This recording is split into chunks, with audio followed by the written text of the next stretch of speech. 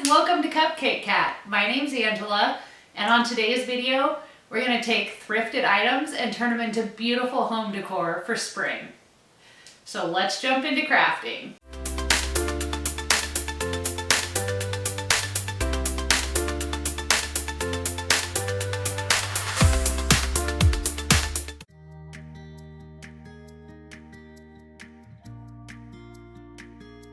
For this first project, I found this very large vase, and I think it was only like $2.99. But I didn't love the colors, but I loved the shape and the height. I actually got this because I have some long-stemmed roses for Valentine's Day that are fake, but they look real. And I don't have a vase tall enough to put them in. So as soon as I saw this, I knew that that's what I actually wanted these for. But I wanted it to look somewhat like concrete. And you can use spackling for this, but I chose to go with baking soda and just used some gray acrylic paint. And then I had some white chalk paint that was, what you saw me scoop into the cup. That's all that was left in that jar, and it was very thick. And then I ended up adding some Mod Podge to it just to thin it out a little bit, and then using a paintbrush, I just kind of stippled it on in places, painted it on in others, did big globs, and then smoothed it out with the paintbrush. I did end up taking my finger once it was done in some water and kind of smoothing out that top rim underneath because it was very thick there, and just continue to paint it on, trying to cover up as much of that underneath color as possible. I didn't really care about it going inside the vase because this is so tall, you're not going to be looking down into it. And once everything was dry, I did let it sit for 24 hours. I did not use my hairdryer on this because I didn't want it to crack the baking soda. But once it was done, I took matte varnish from Waverly and gave the entire thing 2 good coats, letting it dry in between. While I was at Walmart, I walked by their floral section and saw these daffodils and thought they were so cute. They are plasticky, not silk, and I just thought they were adorable. And then the greenery pieces I'm using are actually clovers, which I got those for St. Patrick's Day, and this was kind of what I had left over, but it worked out perfect together.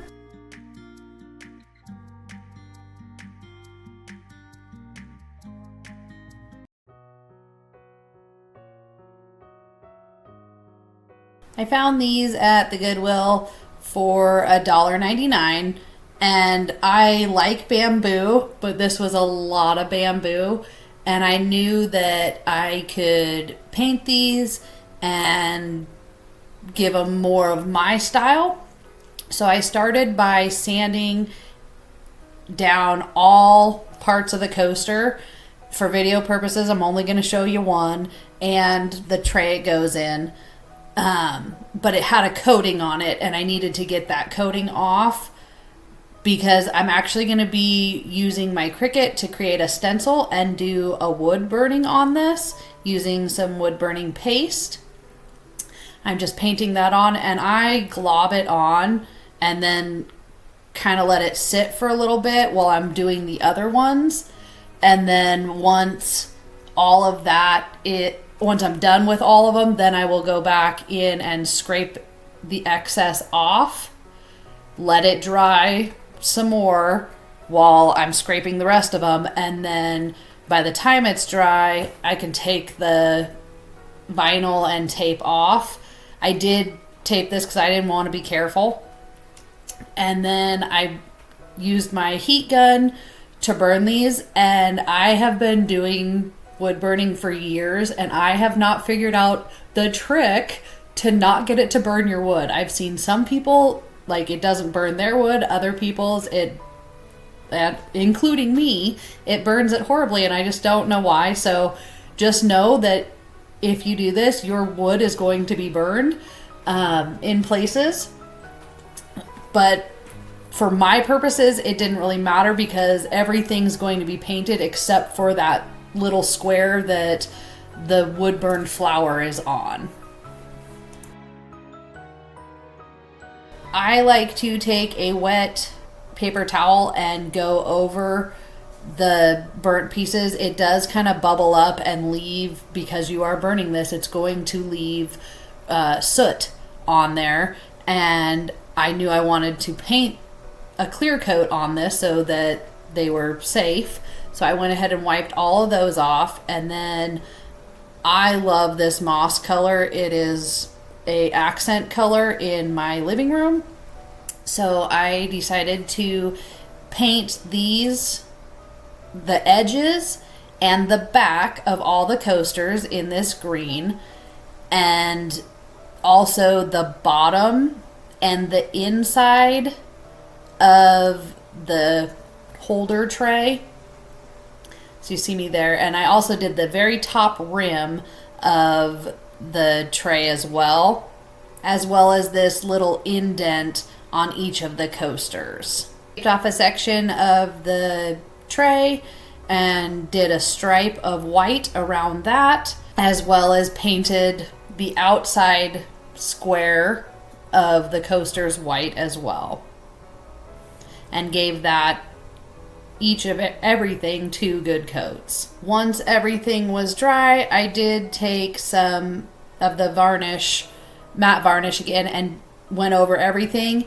When I did this, I did it all of the white pieces first, then all of the green, and then the center where the wood burning was, because the colors will run into each other if you don't. And even though I wiped down the burned part, it was still leaving some darkness in the varnish.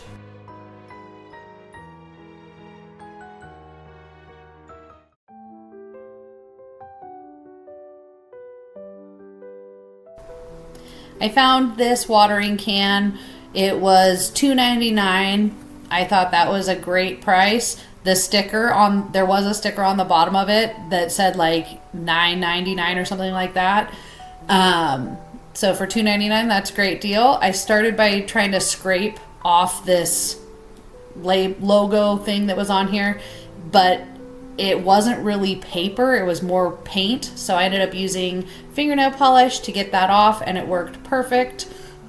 I didn't want to paint this or anything because I liked the raw metal look, but I did want something on the front. So I purchased a packet of lavender seeds, and then with my foam brush, I stippled on some brown paint just to give it more of an antique look and kind of dull down that bright color, because the lavender that I'm going to be using isn't bright purple, it's more of a dusty purple. And then once that was done, I took some Aleene's tacky glue, painted that around the edges, and then stuck it on to the watering can, kind of in the same spot, because as you can see, this had been outside and was sun faded, and the part that was underneath that sticker that I had removed was much shinier than the rest of the can. I love using lavender in the spring as decor, so I picked up 2 of these bushels. I didn't cut them, I just bent the bottom of the stem over and placed one on each side of the handle, and that was it.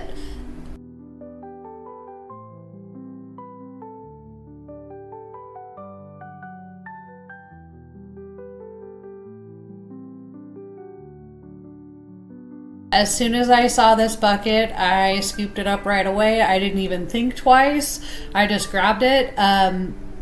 more than anything, yes, spring, but I was actually thinking about fall time. I have one for fall that I use outside, and I wanted one for inside as well, but this will work out perfect, especially for like Easter stuff. Put some eggs in it or carrots or something. But I didn't really like the color. It doesn't really go with my style. So I took some mahogany stain and stained the entire piece, including the little handle, wood piece on the handle. And then I dry brushed on some chalk paint to kind of soften that dark mahogany look. If you don't like dry brushing, don't do it. Do your own thing. You don't like brown, this dark of a brown, don't do it. Do whatever you like. But this is my style and what I chose to do. And after I dry brushed the outside, I kind of tried to stick with the grain of the wood. I completed the outside and then I moved on to the inside. Even though you probably won't see it, just in case you do, I wanted it to be cohesive. And then I'm not a big floral person, especially silk flowers. They just look fake to me. But I love greenery. And I'm not really a big fan of this plasticky looking greenery, but this bundle or bunch was gorgeous. The amount of different varieties it had in it, I thought it just looked so good together. Some of the little pieces kind of remind me of the greenery that's on carrots, so I thought this would be great for spring and summertime. And I just took 4 of those, shoved them in. Because I'm going to be using this for different seasons and holidays, I didn't want to put any foam in the bottom of it, and just kind of propped them up, fluffed them out, and that was it.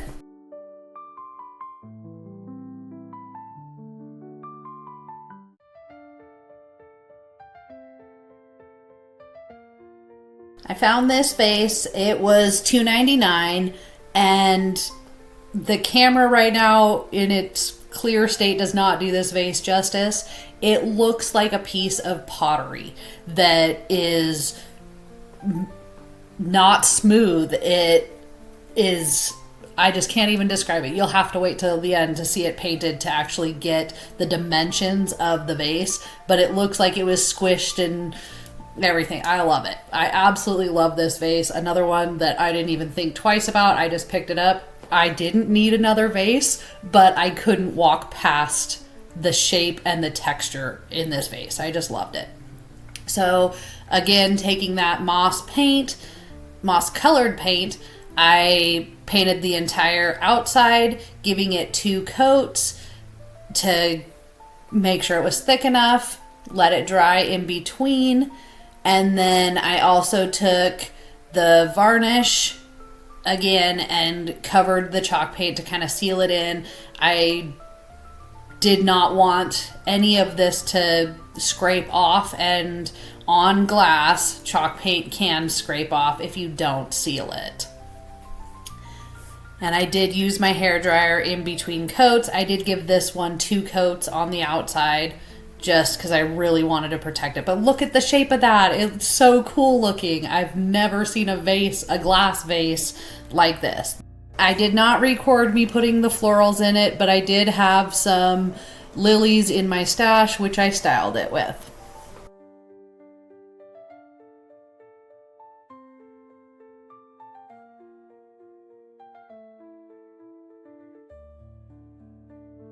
I picked this one up for $3.99, and it is very large and metal. I just couldn't believe I found this big metal piece. I love it. I did remove the Love Lives Here logo that was on it using fingernail polish remover, and the words are black, and I know that the chipped paint around the edge looks black in the video, but it's actually not. It is brown, and I apologize for my camera shaking. I didn't realize that it was doing that until after, right now when I'm editing the video. But I did also take the fingernail polish remover and get that off because it was chipped and cracked and I just didn't like it. But it came off pretty easy. You did have to use a little more elbow grease on the smaller rim parts than I did on this bottom piece. Once I got all of that removed, I painted it the same parts black, except for I didn't go up as high on this bottom piece. I just did this little edge here in a black chalkboard paint that I got from Dollar Tree because I kind of wanted that shiny look that it has compared to like a chalk paint or a matte acrylic paint. And then I started going on the rim and quickly realized, I was thinking, oh, I can just freehand paint this. It won't be that bad. And then I was like, you know what? I don't really want to be careful on this. And I did touch a part I didn't want and was like, nope, not doing that. So I ended up taping it off. And luckily the tape was able to go underneath the rim slightly. And then just continued to paint that rim. And once that was done, I wanted the top rim to be painted as well. So I ended up just taking tiny strips of the tape and placing it around the edge, and then gave this one good coat of the chalkboard paint. I didn't have to use more than one coat on this section. These sections, because they are so small and this paint is actually pretty thick for what it is.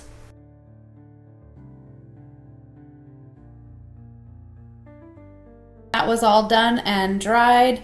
I took tape and taped off this little raised strip right here and gave that a good coat of this paint as well. I didn't want to put another logo or saying on it. I just wanted it to be simple, minimalistic, I guess.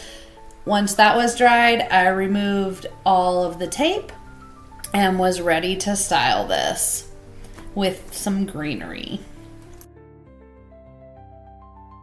This is another project for different seasons. You can add different elements to it to fit that season. I chose some eucalyptus for this one. I actually didn't realize until I was putting this together that I grabbed two different colors of eucalyptus, two really bright ones and then one that was dusty, but it worked out perfectly fine. And because I am going to be using this for different seasons and decor, I decided again not to add any foam to the bottom of this and just kind of shoved them in, fluffed them up, and was good to go.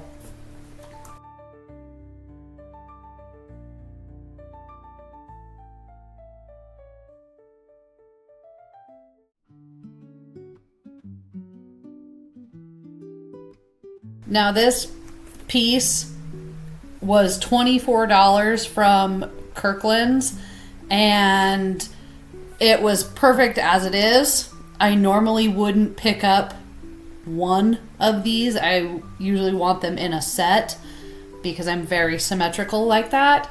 But it was $24 and I paid $2.99 for it, so I couldn't pass it up. And I saw somebody else eyeballing it, so I knew I had to get it. My competitive nature kicked in, but I started by removing this hanger from this piece. And with all of my thrift stuff, if I can wash it, I wash it. If not, I douse it in a disinfectant spray to the point where it is dripping and then let it air dry, which is what I did with this piece. Again, the black was a little too stark for me, so I took some white paint and started to dry brush that on. But because this material of this was a very shiny black, a little bit went a long way and I kind of overdid it a little bit.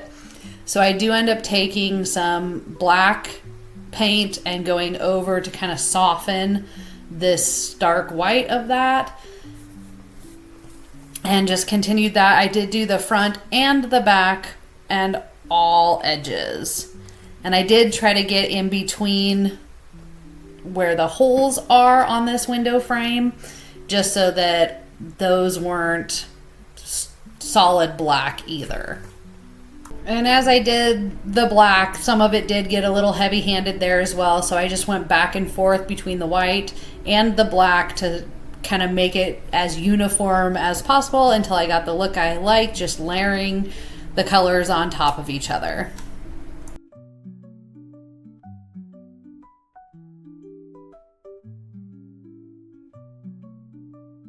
While that was drying, I decided to tackle the grapevine wreath that was attached to it, and this greenery was glued in, so I just used my hairdryer to soften that hot glue and pulled them out. This was not thick enough for me. I wanted more, and these leaves, they look fake to me. I just don't know why. I just can't get over that. But I didn't want to use those, and I had some boxwood I purchased one boxwood. It was the only stem I could find at Walmart, and I searched for so long in that aisle looking for that, but I also had some in my stash as well that I will grab in a bit. But I cut off the little piece that was stuck into the pick and just put a dab of hot glue in and placed those pretty close together, and just went all the way around the wreath until it was completely filled up.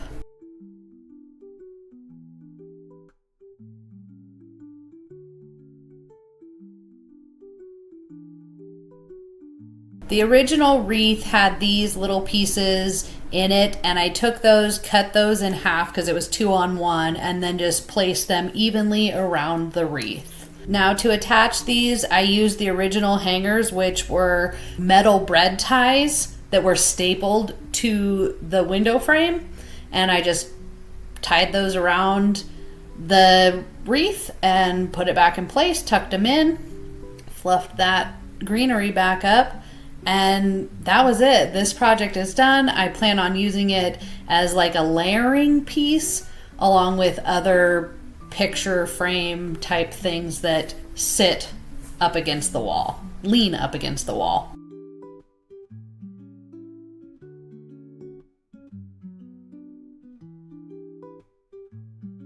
Thanks for hanging out and crafting with me today.